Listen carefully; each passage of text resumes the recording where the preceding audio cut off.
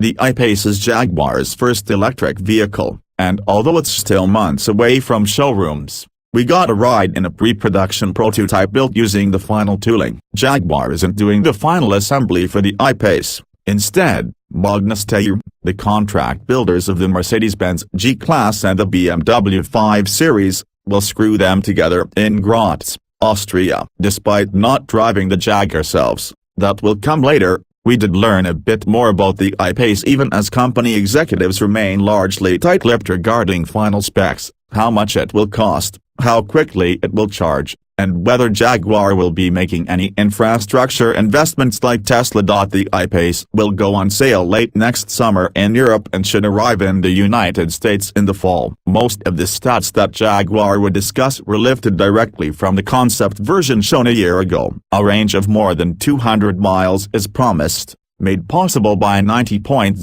kWh battery pack that uses pouch-type lithium-ion cells. Jaguar is employing an outside supplier for its batteries. We're guessing it's Panasonic, given the Panasonic-Jaguar partnership in the Formula E electric racing series. In contrast, the two identical electric motors that move the I-Pace were designed in-house. One is located up front and the other at the rear, each independently driving an axle. Together they provide all-wheel drive and the default 50-50 front-to-rear torque split that can be altered to adapt to slippery conditions. The motors also can perform this trick in the interest of efficiency. Each motor is good for 200 horsepower and 258 pounds-feet of torque, for totals of 400 horses and 516 pounds-feet. Despite the camouflage wrap concealing the look of the crossover's aluminum body, we could see that the I-Pace has an interesting vent in the hood that allows air to pass over the exit of the radiators and help extract heat while,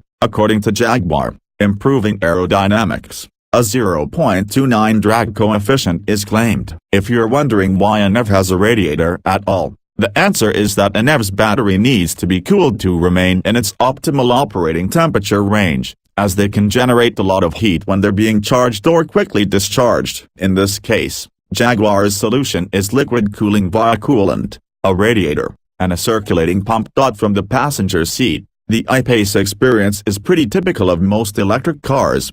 There's a largely hushed whirring from the motors. In the prototype, this sound became particularly loud when the I-Pace was decelerating and recharging its battery via regenerative braking, although Jaguar tells us that the production version may be quieter. Speaking of regenerative braking, two selectable modes are available. The first is more conventional, meaning you need to use the brake pedal more often, while the second is more aggressive and allows you to drive using only the accelerator. Lifting off the throttle provides enough braking force to slow the vehicle without having to apply the four-wheel disc brakes. The ride from the air-spring-equipped I-Pace we rode in was supple despite the large 22-inch wheels wrapped in 255/40 Pirelli P Zero tires. Acceleration is quick and, as in a Tesla Model S, the power hits right away. Jaguar claimed a 0 to 60 mph time of 4.0 seconds when the concept was unveiled, and we have no reason to doubt that time. Inside, the seats are comfortable and there's a decent amount of rear seat space,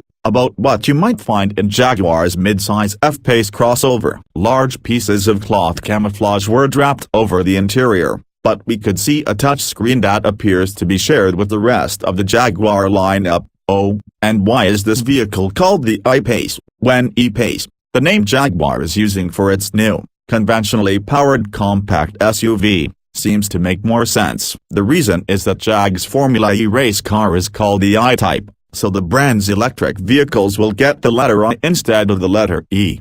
We still think E-Pace would be a better fit, but with that burning question answered, we now must wait until the I-Pace officially debuts in March to see the final styling and learn the rest of the details.